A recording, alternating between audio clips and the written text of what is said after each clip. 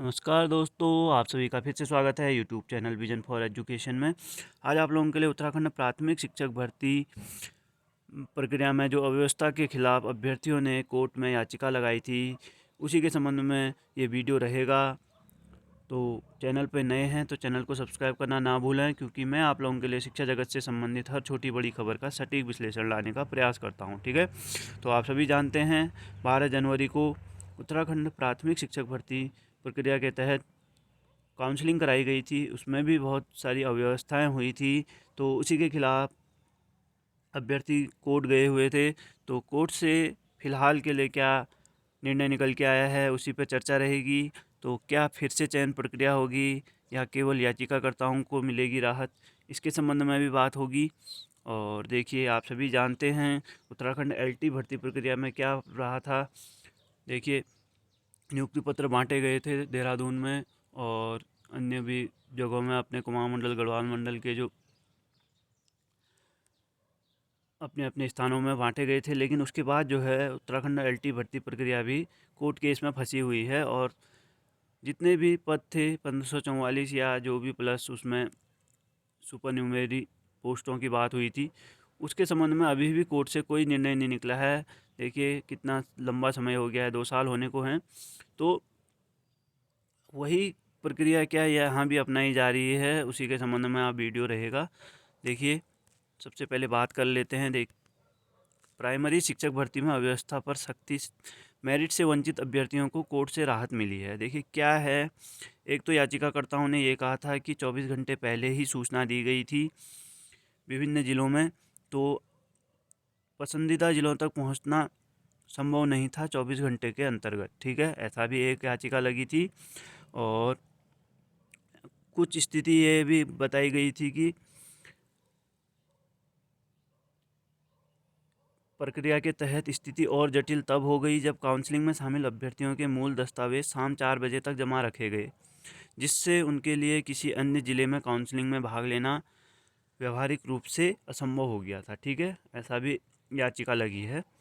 तो उसके तहत देखिए क्या हुआ कि उत्तराखंड उच्च न्यायालय ने सहायक अध्यापक प्राइमरी भर्ती प्रक्रिया की काउंसलिंग के दौरान हुई अव्यवस्थाओं को गंभीर माना है। ठीक है, तो कोर्ट ने स्पष्ट किया है कि चयन का एकमात्र आधार मेरिट होनी चाहिए, ना कि प्रशासनिक लापरवाही या समय की कमी। ठीक है, तो साफ साफ तौर पे कह दिया है कि मेरिट के आधार पर ही होना चाहिए चयन, ना कि प्रशासनिक व्यवस्था क्या कह रही है या फिर अभ्यर्थी पहुंच नहीं पा रहे हैं उसकी वजह से नहीं उनका सिलेक्शन हो रहा है।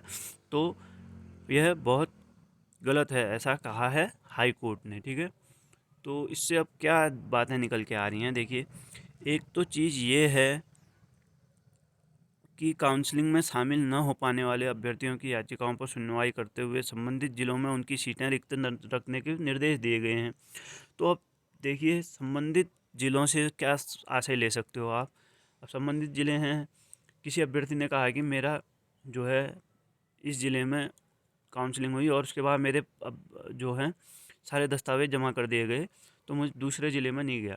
तो अब वो तो जो है लिस्ट के आधार पे कोई सा भी ज़िला बता सकते हैं ना, कि वहाँ हमसे ज़्यादा वालों को, हमसे कम वालों को जो है मौका दिया गया है और उनको जो है नियुक्ति दी गई है, हमें नहीं दी गई है, हम वहीं जाना चाहते थे, कह देंगे अब तो इस तरीके से अगर देखा जाए तो मामला जो है लटकता हुआ नज़र आ रहा है, क्योंकि कोई एक पर्टिकुलर ज़िला तो किसी का है नहीं, सारे ज़िलों के लिए कहेगा कोई भी अभ्यर्थी अगर उसकी रिट याचिका को माना गया है तो अब मामला थोड़ा लटकता हुआ नज़र आ रहा है नियुक्ति प्रक्रिया का। ठीक है,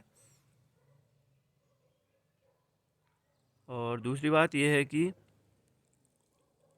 साफ साफ राज्य सरकार को निर्देश दिए हैं कि चयन प्रक्रिया में प्रभावित अभ्यर्थियों के अधिकारों की पूरी तरह से रक्षा की जाए और मेरिट से किसी भी स्तर पर समझौता नहीं किया जाए।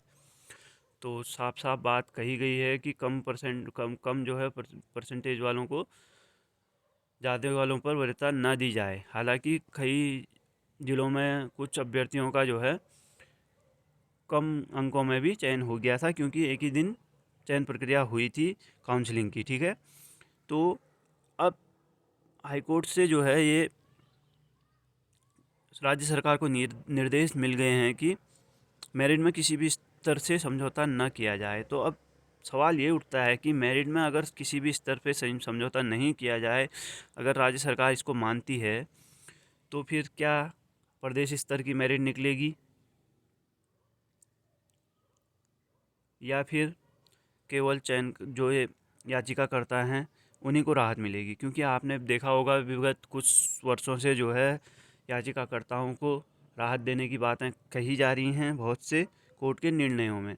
देखिए, ऐसा होना नहीं चाहिए। मैं पहले भी कई वीडियो में कह चुका हूँ कि केवल याचिकाकर्ताओं को राहत नहीं देनी चाहिए, अगर उससे संबंधित जितने भी अभ्यर्थी होंगे उन सभी को राहत मिलनी चाहिए। ये तो मैं पहले से कहता आया हूँ, क्योंकि बहुत से ऐसे अभ्यर्थी होते हैं जिनके ऊपर भी यही बातें लागू होती हैं, लेकिन उनका जो है इतनी पहुंच, या फिर आप कह सकते हैं कि उनके पास इतने संसाधन नहीं होते हैं कि वो भी कोर्ट में याचिका लगा सकें, या उनको प्रोसेस प्रक्रिया नहीं पता होती है। ठीक है, तो अब कुल मिलाकर देखिए, अगर मेरिट पर किसी स्तर से जो है समझौता न करने की बात कही गई है हाईकोर्ट के द्वारा, और अगर शिक्षा विभाग हो गया या राज्य सरकार हो गई इसको मानते हैं, तो फिर मामला जो है फिर से मेरिट सूची बनाने का आ जाएगा। क्योंकि मेरिट सूची में अगर कोई समझौता नहीं करना है किसी भी स्तर में, तो फिर एक प्रदेश स्तर की मेरिट पर ही ये हो सकता है। उसके अतिरिक्त तो आप कह नहीं सकते कि इस ज़िले से केवल इसी का हो सकता है और किसी का नहीं, क्योंकि कोई भी अभ्यर्थी है वो 13 के 13 ज़िलों में कहीं भी अपना दावा कर सकता है कि मैं यहीं भरना चाहता था लेकिन मुझे समय नहीं मिल पाया। ठीक है, तो स्पष्ट निर्देश अभी कोई इस टाइप के देखने को मिल नहीं रहे हैं। लेकिन देखिए, और क्या कहा है इसमें आगे की बात अगर मैं करूँ तो याचिकाकर्ताओं ने हाईकोर्ट को बताया है कि भर्ती प्रक्रिया में निर्धारित नियमों का पालन नहीं किया गया है। नियमानुसार काउंसलिंग से पहले फाइनल मेरिट सूची और पात्रता सूची सार्वजनिक की जानी थी, लेकिन विभाग ने ऐसा नहीं किया। इसके बजाय प्रारंभिक सूची के आधार पर सभी अभ्यर्थियों को बुला लिया गया, जिससे व्यापक अव्यवस्था फैल गई और कई मेधावी अभ्यर्थी मेरिट में ऊपर होने के बावजूद भी प्रक्रिया से बाहर हो गए। अभ्यर्थियों का मुख्य तर्क यह था कि उनसे कम अंक प्राप्त करने वाले उम्मीदवारों का चयन किया जा रहा है। यह मेरिट आधारित चयन प्रणाली का स्पष्ट उल्लंघन है।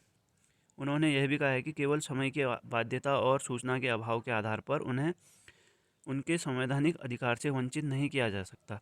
तो कोर्ट ने इन दलीलों को गंभीर मानते हुए प्रशासन से पूरी चयन प्रक्रिया पर विस्तृत जवाब मांगा है। साथ ही अंतिम राहत देते हुए निर्देश दिए हैं कि जिन जिलों में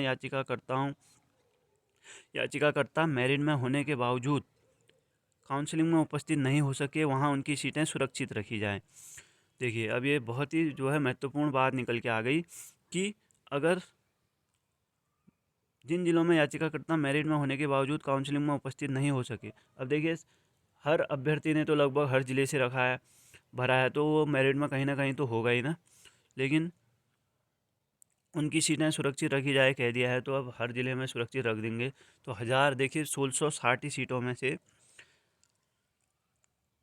आप सभी जानते हैं 1660 या 70, जितनी भी सीटें हैं 1670, उसमें से 1000 के करीब ही अभी वैसे भी चयन सूची में नाम आया है। बाकी 600 कुछ तो वैसे भी हाई कोर्ट के फैसले के अधीन छोड़ी गई हैं, रिक्त पद हैं। ठीक है, उनमें भी अब ये देखिए और रिक्त पद छोड़ने की बात कही जा रही है।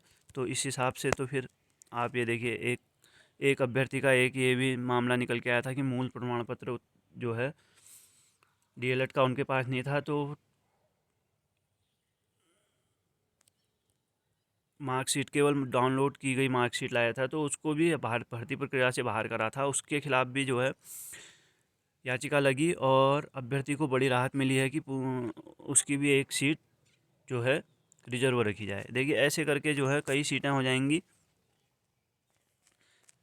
27 फरवरी को अब यह तिथि रखी गई है इसका आगे की कार्रवाई के लिए। देखिए, 24 से अधिक अभ्यर्थियों को यहाँ राहत की खबर बता रहा है।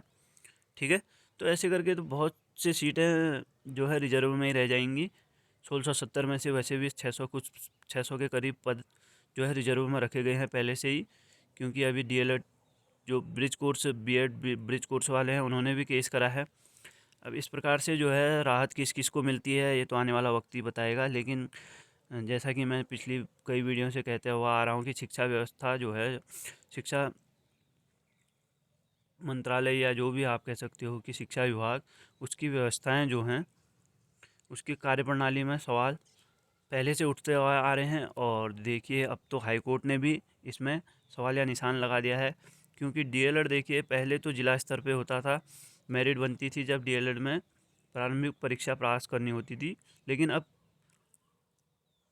राज्य स्तर की मेरिट बन रही है वहाँ भी चयन प्रक्रिया में डीएलएड के लिए भी। तो अब यहाँ भी अगर राज्य स्तरीय